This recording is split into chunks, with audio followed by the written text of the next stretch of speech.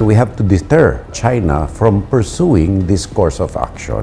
And the only way for us to do it is to strengthen ourselves both individually and collectively against a very aggressive China for whatever motivation.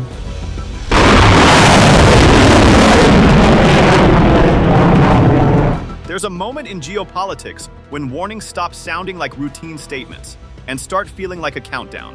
That's kind of where the Philippines is right now. When Gilberto Teodoro Jr., better known as Gibo, talks about urgently upgrading air defense systems, it doesn't come off as political noise. It feels like someone looking at the map, looking at the trends, and realizing the gap is getting a little too real, a little too fast. And honestly, if you zoom out and look at the region, you start to see why this isn't just another policy discussion. It's a warning.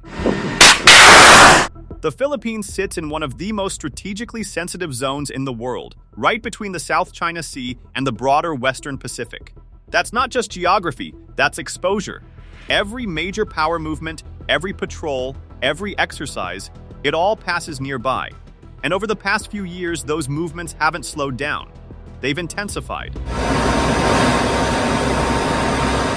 You've got advanced fighter jets flying longer patrols, surveillance aircraft mapping everything, drones, cheap, persistent, everywhere.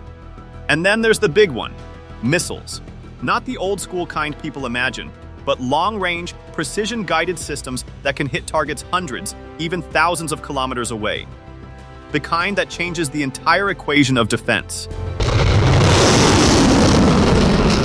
And that's exactly the problem. Right now, the Philippines doesn't have a fully integrated air defense system. Not a layered one, not a nationwide shield, just pieces. Some radar coverage here, some missile systems there, but nothing that ties it all together into a single responsive network. It's like having security cameras without a control room. You might see something but reacting in time? That's another story. For decades, that gap didn't feel urgent. The country's military focus was mostly internal: counterinsurgency, domestic stability, and disaster response. Air defense against advanced external threats wasn't the priority. But the region changed fast. China's military modernization alone has shifted the balance dramatically. We're talking about integrated air defense networks, long-range strike systems, and a level of coordination that smaller states just can't easily match. And it's not just China. Across Asia, countries are upgrading, quietly, steadily, but very seriously. So when Teodoro talks about credible defense, he's not just talking about having equipment, he's talking about deterrence. Because in modern strategy, the goal isn't always to fight, it's to make sure no one wants to fight you in the first place. And here's the uncomfortable truth. Without a strong air defense system, deterrence weakens. Think about it. If your airspace can't be fully monitored, if incoming threats can't be reliably intercepted, then any adversary knows there's a vulnerability. And vulnerabilities, in geopolitics, don't stay theoretical for long. The Philippine Air Force has made progress, no doubt. The acquisition of FA-50 jets brought back supersonic capability after years of absence. New radar systems are being installed. There's movement, there's effort. But compared to the scale of modern threats, it's still not enough. One of the biggest gaps is early warning. Modern air defense starts with knowing what's coming, early, clearly, and continuously. That means long-range radar coverage, airborne surveillance platforms, and real-time data integration. Without that, even the best missile systems can be caught reacting too late. Then comes interception capability. Surface-to-air missiles, layered at different ranges, capable of engaging everything from drones to cruise missiles to aircraft. Right now, the Philippines has started building this capability, but it's still in its early stages. Coverage is limited. Depth is limited. And in a real scenario, saturation, multiple incoming threats at once, becomes a serious concern. There's also the issue of integration. Modern defense isn't just about buying systems, it's about connecting them.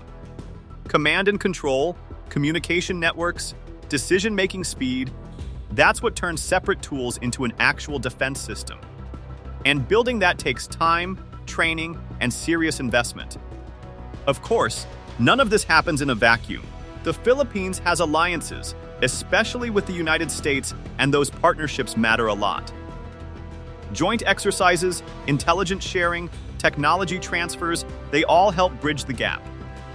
Agreements like EDCA have expanded cooperation, giving the Philippines access to advanced systems and training environments. But here's where it gets tricky. Relying too much on allies can solve short-term problems while creating long-term dependence. And Teodoro seems very aware of that. His emphasis on self-reliance isn't about distancing from allies, it's about ensuring that, when it really matters, the Philippines can stand on its own. Because alliances are strongest when both sides bring capability to the table. Then there's the political and economic side of it all. Building a modern air defense system isn't cheap. We're talking billions of dollars over many years. Radar networks, missile batteries, aircraft, training, maintenance, it adds up fast. And for a developing country balancing infrastructure, healthcare, and education, those decisions aren't easy. You can already hear the debate. Should that money go to defense or to social programs? It's a fair question. But it's also a classic one. Security and development have always competed for resources. The difference now is that the threats are evolving faster than before. Waiting too long to invest in defense doesn't just delay capability, it widens the gap. And gaps, once they get big enough, become very hard to close. There are also external reactions to consider. Any major upgrade in military capability, especially in a tense region, will be noticed. Some neighbors might see it as defensive, others might see it as escalation. Managing that perception becomes part of the strategy itself. That's why diplomacy still matters. A lot. Air defense, by nature, is defensive. It doesn't project power outward, it protects inward. And that gives the Philippines a strong argument. This isn't about aggression, it's about security. Still, in a region as sensitive as Southeast Asia, even defensive moves can ripple outward, so everything has to be calibrated. Carefully. Looking ahead, the path is pretty clear, even if it's not easy. The Philippines needs a layered air defense system.